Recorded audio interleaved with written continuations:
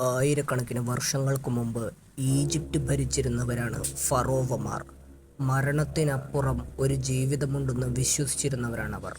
തന്നെ അടക്കാനുള്ള പിരമിഡുകളുടെ ജോലി അധികാരത്തിലിരിക്കുമ്പോഴേ ഓരോ ഫറോവമാരും ചെയ്യുന്നതായിരിക്കും. നൈൽ നദിയെപ്പോലെ, സൂര്യദേവനായ റായെപ്പോലെ പരലോകവും ഫറോവമാർക്ക് പ്രധാനപ്പെട്ടതായിരുന്നു. അങ്ങനെയിരിക്കെ ഒരു ഫറോവ മരണമടഞ്ഞു. മരണമടഞ്ഞ ഫറോവയെ മുൻകൂട്ടി പണിതുവച്ചിരുന്ന പേടകത്തിൽ അടക്കം ചെയ്തു. കീഴ്വഴക്കമനുസരിച്ച് പരലോകത്തെ ജീവിതം സുഖകരമാക്കാനുള്ള ധനവും ആയുധങ്ങളും ആഭരണങ്ങളുമെല്ലാം പേടകത്തിൽ നിക്ഷേപിച്ചു. ആ കൂട്ടത്തിൽ സ്വർണം കൊണ്ട് നിർമ്മിച്ച് രത്നം പതിച്ച ഒരു രാജമുദ്രയും ഉണ്ടായിരുന്നു.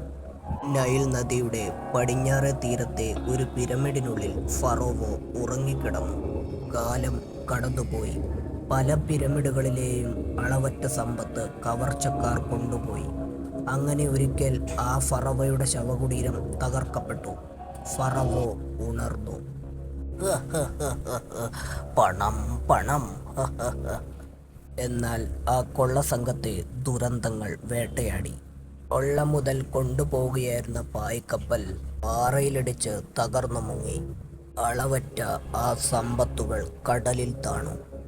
ഒന്നൊഴികെ. ആ രാജചിഹ്നം കയ്യിൽ വെച്ചവരെല്ലാം അപകടങ്ങൾ പിന്തുടർന്നുകൊണ്ടിരുന്നു.